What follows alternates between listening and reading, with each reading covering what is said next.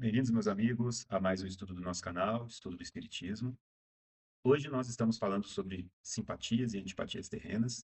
Este assunto está na parte segunda do Livro dos Espíritos, no capítulo 7, da volta do espírito à vida corporal.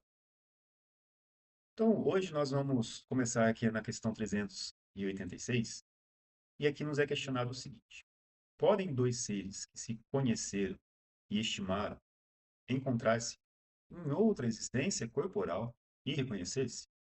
Ou seja, dois seres encarnados, como nós aqui estamos, será que é possível que nós, duas pessoas diferentes, possam se conhecer ou se reconhecer, perdão, já que em outras existências anteriores já estiveram ali unidos, já tiveram algum contato, alguma relação, já passaram por situações juntos? Será que é possível que eles se reconheçam?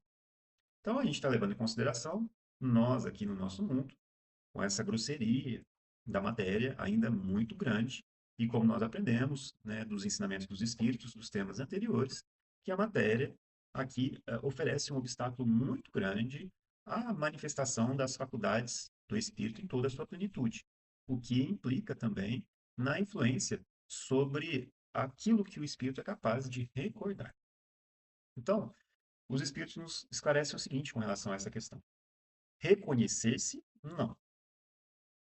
Ou seja, vai falar assim, ah, nossa, esse aqui é o tal que, né, esteve comigo em outra existência, olha lá atrás. Não, então reconhecer, não. Podem, porém, sentir-se atraídos um para o outro. Olha que interessante. E frequentemente, diversa não é a causa de íntimas ligações fundadas em sincera afeição. Um do outro, dois seres se aproximam devido a circunstâncias aparentemente fortuitas, mas que na realidade resultam da atração dos dois espíritos que se buscam reciprocamente por entre a multidão, né? Então, é interessante, né?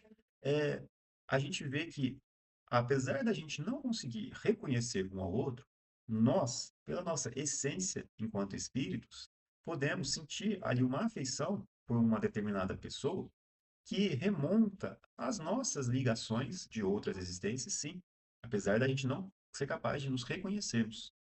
E estas ligações vêm dessas outras vidas passadas, onde nós podemos ali ter cultivado afeições muito sinceras.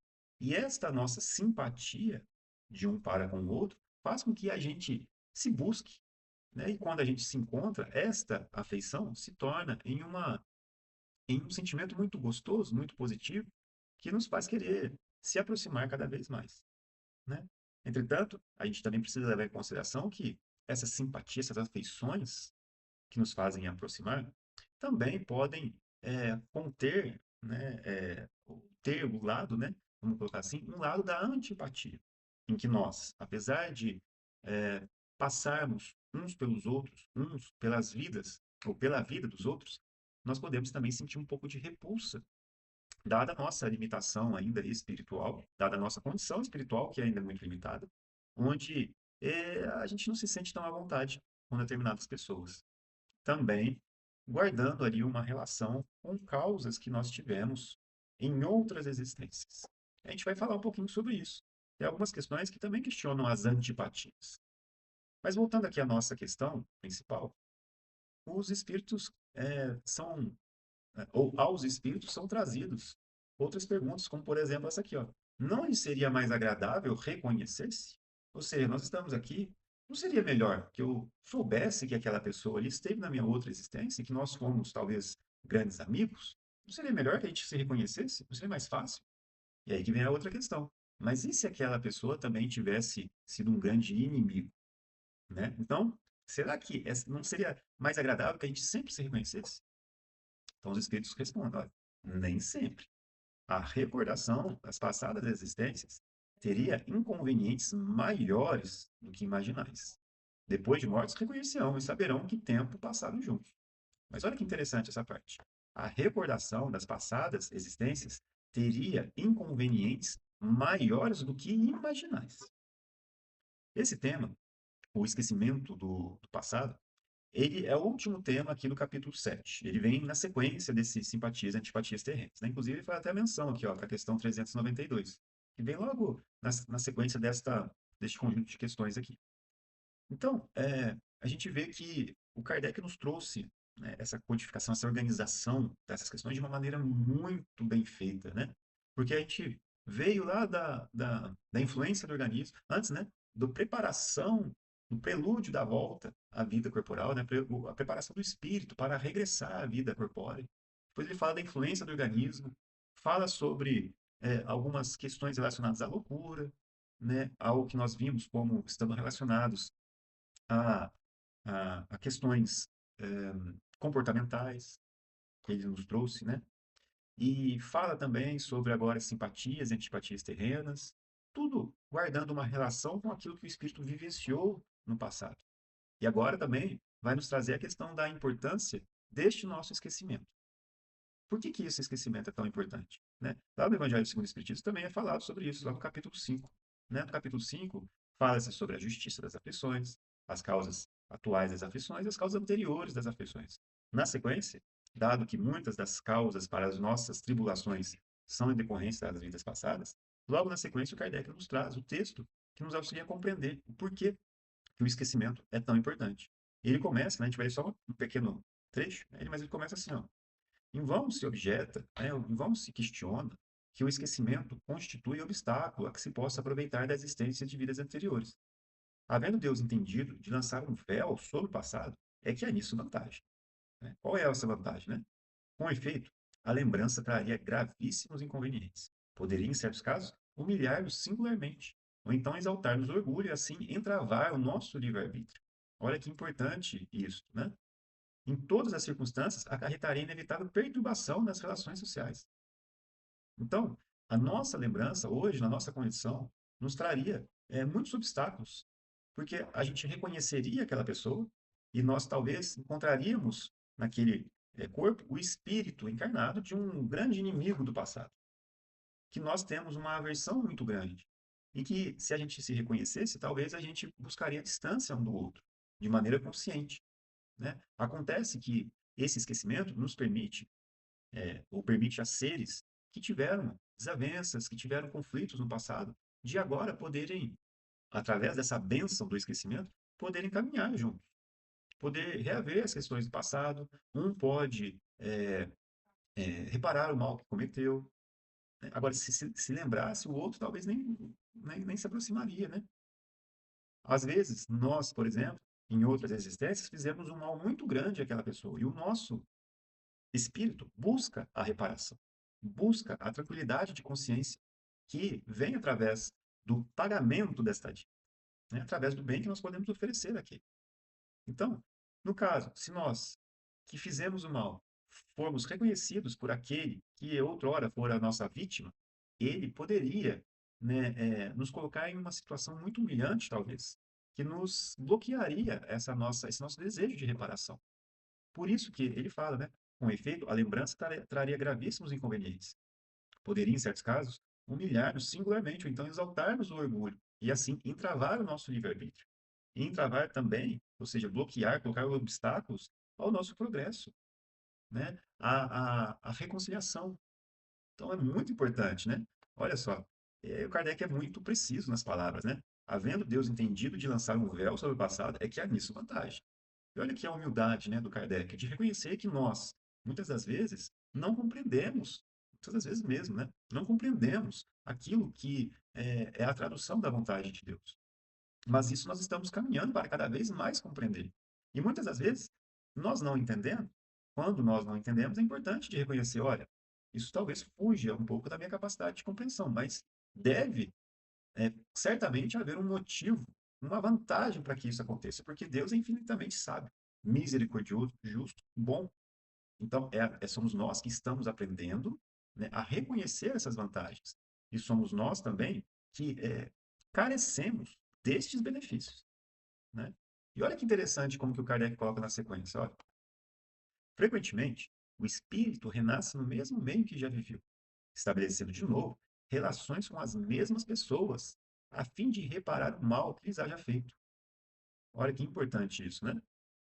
Se reconhecesse nelas a quem odiar, quiçá, talvez, o ódio se lhe despertaria outra vez no íntimo, De todo modo, ele se sentiria humilhado em presença daquelas a quem houvesse ofendido. Para nos melhorarmos, outorgou-nos Deus, precisamente, o de que necessitamos e nos basta. A voz da consciência e as tendências instintivas. Priva-nos do que nos seria prejudicial. Então, nesse nosso assunto aqui, né, simpatias e antipatias terrenas, a gente não vai se reconhecer, é verdade. Muitas vezes nós vamos sentir uma simpatia, mas também nós podemos sentir uma antipatia. Agora, é importante de nós reconhecermos que todos nós estamos caminhando para uma ampliação cada vez maior do nosso sentimento de fraternidade, do nosso amor por todos.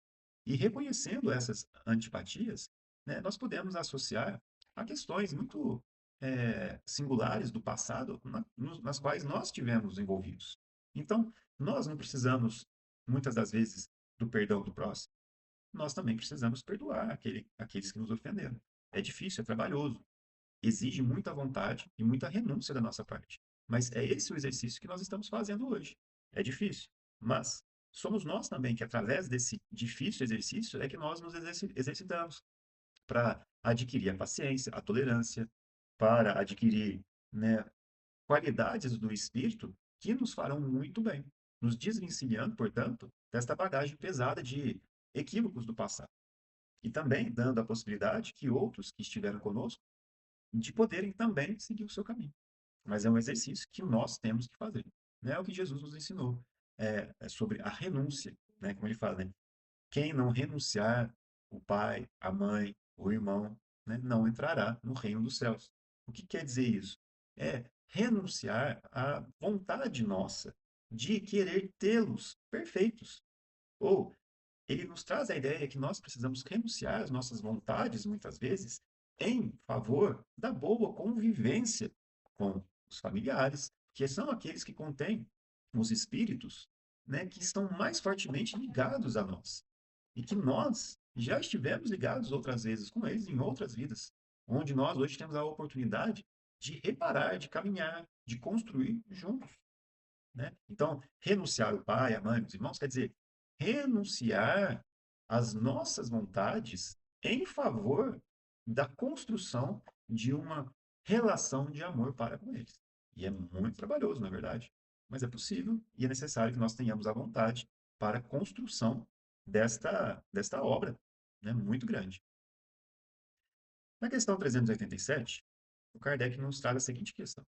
A simpatia tem sempre por princípio um anterior conhecimento, ou seja, se nós nos sentimos atraídos por alguém, né? Será que todas as vezes quer dizer que nós tivemos algo com aquela pessoa? Será que a gente já conhecia aquela pessoa, né?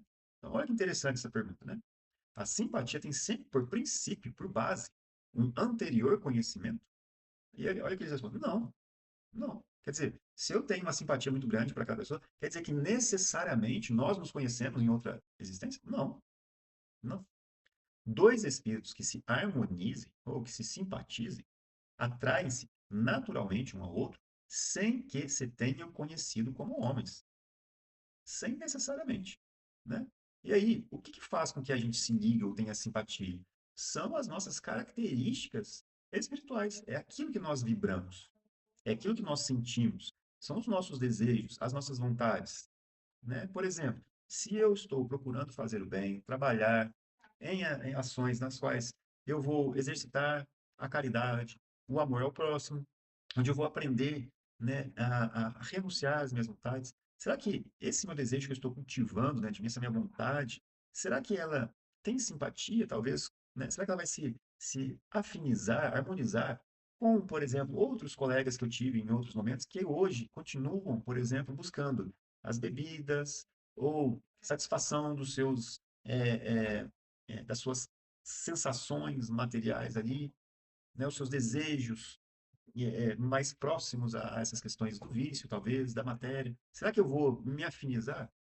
Então essa que é a grande questão. A gente vai entrar em sintonia com aquilo que nós estamos buscando.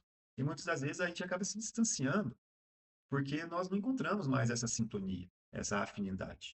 Então, é interessante pensar. Agora, se eu não quero a caridade, o amor, a renúncia, né, o exercício do amor ao próximo, e agora eu quero buscar essas satisfações, né? Como a gente estava colocando como exemplo, então eu vou me sintonizar com eles. É uma questão um pouco lógica para nós. Mas é importante a gente pensar que isso tem repercussões muito maiores. Porque no nosso pensamento, né, que é a essência aqui, é uma faculdade do nosso, é um atributo, né, do nosso espírito.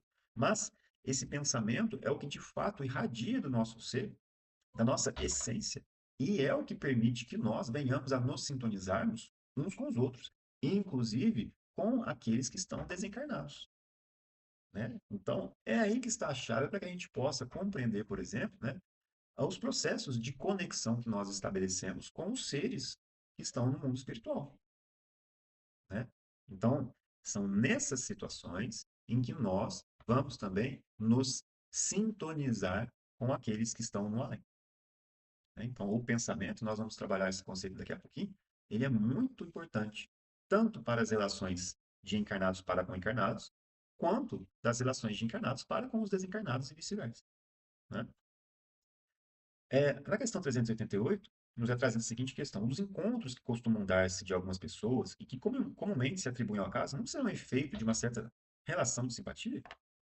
Olha que interessante. Entre os seres pensantes, há ligações que ainda não conheceis. O magnetismo é o piloto desta ciência, que mais tarde compreendereis melhor. Muito interessante essa questão e essa resposta. E para a gente tentar compreender um pouquinho melhor, ou pelo menos trazer uma reflexão acerca dela, a gente vai lá no livro Pensamento e Vida. Estava com ele aqui na mesa, mas retirei ele.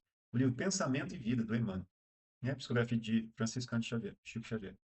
Lá no capítulo 8, nós temos este belo ensinamento do Emmanuel. Vamos ler aqui um pouquinho, porque tem muito a ver com o que a gente acabou de estudar. Olha só que interessante. Se o homem pudesse contemplar com os próprios olhos as correntes de pensamento, reconheceria de pronto que todos vivemos em regime de comunhão, segundo os princípios da afinidade. Olha só, que ele acabou de falar aqui, né? Entre os seres pensantes, há ligações que ainda não conheceis. Né? Então, se o homem pudesse contemplar com os próprios olhos as correntes de pensamento, reconheceria de pronto que todos vivemos em regime de comunhão, segundo os princípios de afinidade. Interessante. A associação mora em todas as coisas, preside a todos os acontecimentos e comanda a existência de todos os seres. Demócrito, o sábio grego que viveu na Terra muito antes do Cristo, assevera que os átomos, invisíveis ao olhar humano, agrupam-se à feição dos pombos, a cata de comida, formando assim os corpos que conhecemos. Né? Naquela época ainda não se tinha a noção sobre a formação dos corpos e buscava-se o entendimento de como que tudo isso que nos cerca é formado.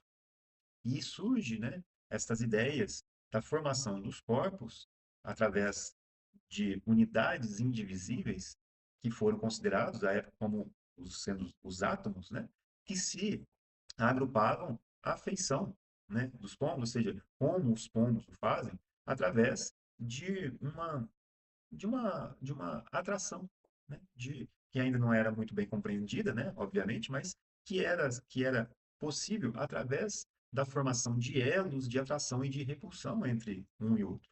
Né? Esses conceitos foram trabalhados ao longo dos milênios, né? E, né, com um grande impulsionamento da ciência. Aqui nós estamos vendo as bases, né, da ciência.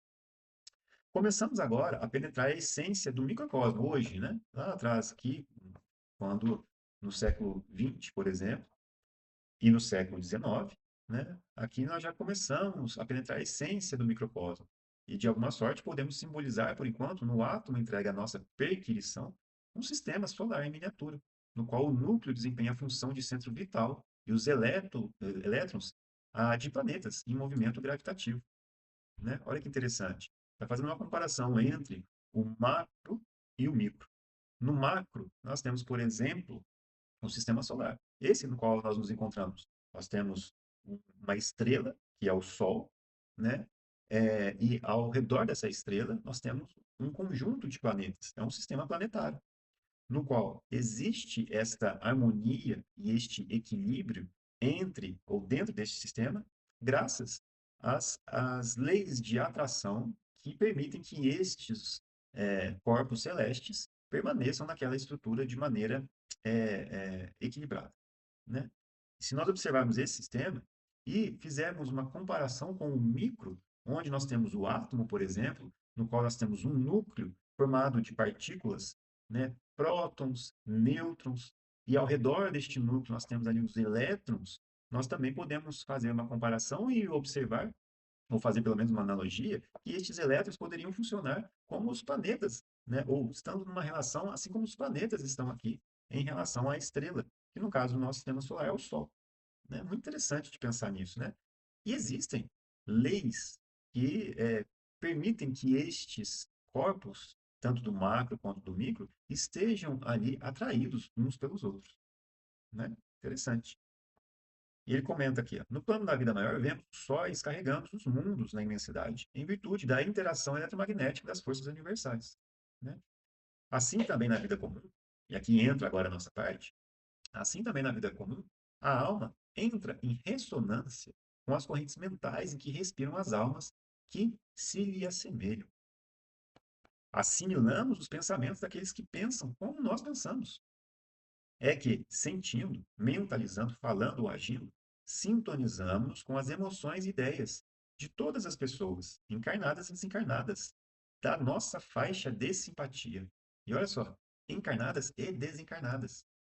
Estamos invariavelmente atraindo ou repelindo recursos mentais que se agregam aos nossos, fortificando-nos para o bem ou para o mal, segundo a direção que escolhemos. A gente estava falando, né? Nós podemos é, nos afinizar, nos harmonizar com aqueles, talvez mesmo que nós não tenhamos os conhecido em outras existências, mas de acordo com aquilo que nós estamos escolhendo, segundo aquilo que nós estamos projetando, vibrando, né, emanando do nosso ser, através do nosso pensamento, das nossas vontades, daquilo que nós estamos buscando, agindo, fazendo e falando, né? E olha só que interessante. Em qualquer providência, em qualquer opinião, somos sempre a soma de muitos. Expressamos milhares de criaturas e milhares de criaturas nos expressam. O desejo é a alavanca do nosso sentimento, gerando a energia que consumimos segundo a nossa vontade. Olha que interessante isso, né? Quando nos detemos nos defeitos e faltas dos outros, o espelho de nossa mente reflete-os de imediato, como que absorvendo as imagens deprimentes de que se constituem, pondo-se na nossa, aliás, pondo-se nossa imaginação a digerir essa espécie de alimento, que mais tarde se incorpora aos tecidos sutis de nossa alma. Olha como que o pensamento é importante, né? Com o discurso do tempo, perdão, com o decurso do tempo, com o passar do tempo, nossa alma não raro passa a exprimir pelo seu veículo de manifestação o que é similar, fazendo, seja pelo corpo carnal entre os homens, seja pelo corpo espiritual de que nos servimos, depois da morte. Olha a fonte de muita coisa nisso que a gente acabou de ver. Olha só. Com o decurso do tempo, nossa alma não raro passa a exprimir pelo seu veículo de manifestação o que assimilara, fazendo, seja pelo corpo carnal entre os homens, seja pelo corpo espiritual de que nos servimos depois da morte. E aí que vem a pergunta: o que que nós estamos assimilando? É uma pergunta muito importante a ser feita, né? É por esta razão que geralmente os censores do procedimento alheio, né, aqueles que censuram o procedimento alheio, acabam praticando as mesmas ações que condenam no próximo, porquanto interessados em descer as minúcias do mal, absorvem inconscientemente as emanações, surpreendendo-se um dia dominados pelas forças que o representam. Toda a brecha de sombra em nossa personalidade retrata a sombra maior. Qual o pequenino foco infeccioso que, abandonado a si mesmo, pode converter-se dentro de algumas horas no bolo pestífero de imensas proporções, a maledicência pode precipitar-nos no vício, tanto quanto a cólera sistemática nos arrasta, muitas vezes, aos labirintos da loucura ou às trevas do crime. Pensando, conversando ou trabalhando, a força de nossas ideias, palavras e atos alcança de momento um potencial tantas vezes maior quanto sejam as pessoas encarnadas, ou não, que concordem conosco. Potencial esse que tende a aumentar indefinidamente, impondo-nos de retorno as consequências de nossas próprias iniciativas. Por isso que Jesus nos aconselha, né? A olhar, vigiar e orar, né? Estejamos assim procurando incessantemente o bem, ajudando, aprendendo, servindo, desculpando e amando, porque nessa atitude refletiremos os cultivadores da luz, resolvendo com segurança o nosso problema de companhia. Ou seja, queremos estar em companhia daqueles que atuam no bem, que nos auxiliariam bem, os bons espíritos. Então é importante que as nossas atitudes reflitam aquilo que também os atraia, né? Então, se a gente está buscando aprender, se nós estamos interessados em fazer o bem, se nós estamos interessados em trabalhar pelo bem do próximo, servindo, se nós estamos nos exercitando em desculpar e amar, então esta nossa atitude também vai refletir naqueles ou na condição que permite que estes bons espíritos nos cercam, né? Então, é como o Kardec nos ensina. Para que a gente possa afastar os maus espíritos, é importante que nós eliminemos de nós aquilo que os atrai. E como que a gente elimina aquilo que nos atrai? Através de uma mudança íntima. E quais são os métodos ou as formas que nos permitem executar, exercer esse processo de transformação? É através de uma alteração dos nossos pensamentos, que refletem nas nossas palavras, que refletem nos nossos atos, que refletem naquilo que nós estamos construindo na nossa existência. Então, se eu estou procurando o bem, se eu estou procurando fazer o bem, ajudar, se eu estou procurando, né, aprender, trabalhar, então é isso que o meu espírito, na sua essência, está construindo em si. E é este exercício, este ato, que faz com que exista a transformação, que não vem sem esforço. E é através dessa transformação que eu, então, elimino aquilo que atrai aqueles que, né, são considerados, né, não maus espíritos, mas espíritos, antes de tudo, ignorantes acerca daquilo que fazem, né? Então é muito importante de refletir nisso. Então a gente está caminhando aqui para o final do nosso estudo, né? São essas três questões aqui que nós vamos, né, estudar aqui, refletir um pouquinho. Na questão 389, nos é trazido assim: e a repulsão instintiva que se experimenta à primeira vista por algumas pessoas? De onde se origina? A gente acabou de refletir bastante, né? São espíritos antipáticos que se adivinham e reconhecem, sem se falar. Quer dizer, as nossas simpatias também são traduzidas em uma repulsa que nós, então, sentimos uns pelos outros, né? Ou seja, esta esta energia, né, que a gente acaba sentindo como sendo emanada de um, se ela não vibra com a gente, acaba fazendo com que exista uma repulsão, como se fosse, né, algo natural a ser compreendido por nós, já que faz parte da nossa existência. Então, a gente acaba se adivinhando, né? A gente acaba se reconhecendo através dessa antipatia. Parece que não, é como a gente fala, não bateu, né? Não bateu ali a nossa essência. Mas é importante a gente se exercitar mesmo assim, na compreensão, na paciência, na tolerância. Porque, às vezes, este irmão que talvez não, eventualmente, é, se despertou, talvez, né, para coisas mais importantes e considerando, né, que nós, eventualmente, já tenhamos ficado um pouquinho mais despertos com relação a alguma questão maior da vida, né? Então a gente precisa também, já que a gente se despertou, nós precisamos entender que nós somos aqueles que mais receberam. E somos nós aqueles que seremos os mais cobrados. Então somos nós que precisamos exercitar para com aquele a prática, né, da tolerância, da paciência, da compreensão. Somos nós que talvez podemos ser um meio pelo qual aquele que hoje se torna, ou aquele que é, né, o nosso antipático, talvez sejamos nós aqueles que vão inserir uma luz para aquele próximo. Então, é importante refletir, né? Na questão 390 ele fala: a antipatia instintiva é sempre sinal de natureza má? De não simpatizarem um com o outro, não se segue que dois espíritos sejam necessariamente maus. Olha só. A antipatia entre eles pode derivar da diversidade de modo de pensar. A proporção, porém, que se forem elevando, essa divergência irá desaparecendo e a antipatia deixará de existir. Né? A gente pensa assim, né? Imagina, nós estamos progredindo, evoluindo, aprendendo, vamos passando para novos mundos, né? Nos elevando em espírito. E aí, você acha que nós, à medida que nós vamos construindo este amor, esta fraternidade dentro de nós, será que ainda a gente vai ter, né, essas antipatias à medida que nós vamos nos elevando? Será que, por exemplo, Jesus, o Espírito mais puro que nós podemos conceber, né, que nos trouxe, né, o modelo a ser seguido, será que ele, na sua grandiosidade, sentia antipatia por alguém? Né? Olha só um exemplo que ele nos deixou com relação a isso, muito importante. Quando Judas vem para entregá-lo, né? O que ele faz? né? Ele pergunta: a que vens, amigo? Olha só que belo ensinamento que ele nos deixa. A que vens, amigo? Ou seja, ele sabia, né? Ele já sabia, ele já tinha inclusive revelado aos próprios discípulos que iria acontecer isso e que um deles o trairia, né? Eles questionam: será que sou eu? Será que sou eu? Lembra? Mas, mesmo assim, sabendo disso, ele até o último instante dá a oportunidade àquele que viria, né, a entregá-lo, ele dá a oportunidade para, né, o refazimento de si mesmo, ele dá a oportunidade para o arrependimento, ele dá a oportunidade para que ele pense diferente, né? E não sentiu antipatia, muito pelo contrário. Aqui vens amigo, olha só. Né? Então, a proporção que se forem elevando, as diferenças, as divergências vão desaparecendo e a antipatia deixa de existir. Né? Questão 391.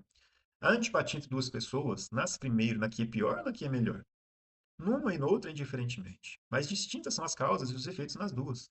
Aquele cujo espírito é mau antipatiza com quem quer que a possa julgar e desmascarar. Ao ver pela primeira vez uma pessoa, logo sabe que vai ser censurada. Seu afastamento dessa pessoa se transforma em ódio, em inveja, e inspira o desejo de praticar o mal. Aquele cujo espírito é bom sente repulsão pelo mal por saber que este o não compreenderá. E porque díspares dos dele, ou seja, né, diferentes dos dele, são os seus sentimentos.